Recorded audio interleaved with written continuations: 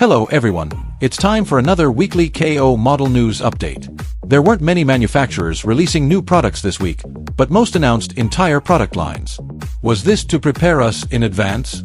Okay, let's take a look at the new product releases this week. First, Super Studio announced the MGSD Destiny Gundam, currently priced at $8.50 with a 90-day pre-order period. Riding the wave of news release, they then announced the Zeus Silhouette set compatible with the MGSD Destiny Gundam, also priced at $8.50 with a 200-day pre-order period. However, Super Studio's new announcements don't stop there. They also include the MG Gundam Astray Red Frame Red Dragon, the MG Purple Gundam Astray Mirage Frame Type 2, the MG Gundam 2.0, and the MG EX Unicorn series. Additionally, the KO version of the MG Barbatos Lupus Rex from the Super Studio is currently in the mold-making stage. Since resuming production of the Zaku series, Prairie Models has reissued the Zaku Type 1 and the Zaku Kycilia Restored Matte version, priced at $2.70. In addition, Gaogao's KO version of Osaka's Expo Gundam Review has also been released, reportedly priced at $6 and going on sale this week. I've been hearing rumors about manufacturers making a KO version of the Gundam narrative Verka, but this week they skipped the gray prototype and trial molding stages and are practically releasing the product. The MG Gundam narrative Verka from Prairie Models has started reviewing, currently priced at $18.50 and officially releasing at the end of March.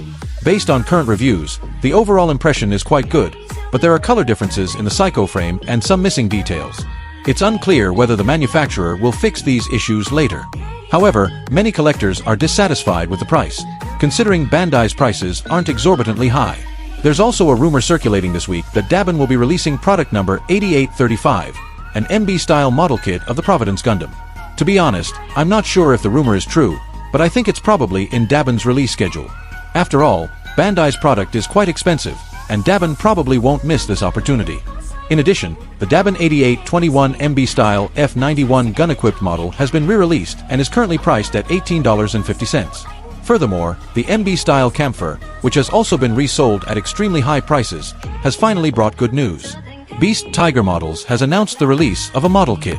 Reportedly, both 1/101/144 scale versions will be released simultaneously. I'm very happy to hear this news, but Beast Tiger Models is a sub-brand of Xingdong, so I'm unsure about the product quality and whether they can actually produce it. Surprisingly, a second manufacturer has emerged to produce a Camphor model kit based on the MB style. Ya Models, the same company that previously made the GK version of the Cubili, has officially announced their model kit version of the Camphor. Currently, the information released includes basic equipment, 2 versions, and replaceable outer armor. They have already begun assembling and testing the printed parts, and will begin mold testing after passing the tests. Interestingly, besides the MB-style Camphor, the Zeta Gundam is also in the update plan and will be released first. The GK-style modified Gelgoog Type 3 is currently in the final testing and repair stage of the gray prototype and will be released soon. Given the quality of the previous Cubili, I am quite looking forward to the performance of this year's Ya model. A third company, Camphor, has emerged, with a new manufacturer Zero Boundary Model Toys following suit by announcing its product information. The Camphor Amazing, a GK-style modification, has officially debuted. Some gray prototype renderings were released last year, and the color scheme has now been confirmed. I will continue to update with more information. Cosmos also introduced the Gundam Vidar LED lighting system. It boasts the same stunning and vibrant display, and is currently available for pre-order at $21.50, which is admittedly a bit pricey. Finally, regarding the previous KO model scam news, with a recent announcement, the pre-order fraud that began in early 2026 has finally come to an end. Following the recent collapse of the Leviathan High Nu scam, the AI-generated GK-style Fukuoka High Nu from Machine Soulstorm and the Katria renderings from 12 Models and Soul Model Leap have all been confirmed to be scams. I was initially hoping these manufacturers would issue denials, but it turns out they were indeed scamming pre-orders. Those who have already pre-ordered should contact the stores immediately to cancel their orders and get their deposits back. Okay, that concludes this video. Although there weren't a huge number of new products, each one perfectly captured my heart, especially the MB-style model kits. Finally, I'll share a product preview video from Cosmos, as well as a video of a live-action Mobile Suit Gundam, the 08TH-MS team created using AI by a master. Please subscribe to my channel, like and share, and see you in the next video.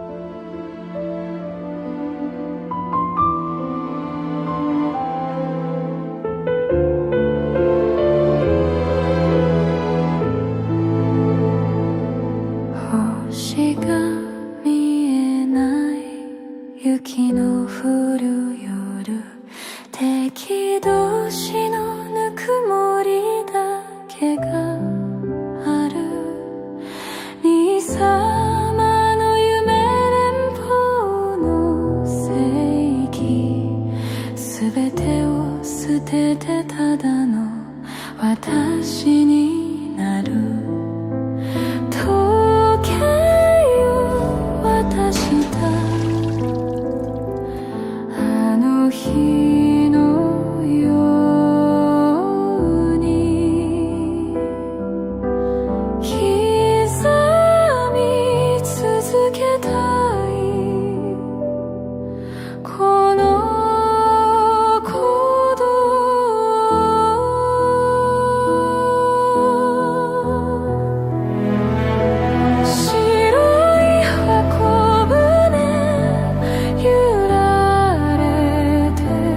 時間の止まった世界で名前も捨てて抱きしめて朝が来ればまた中を通るの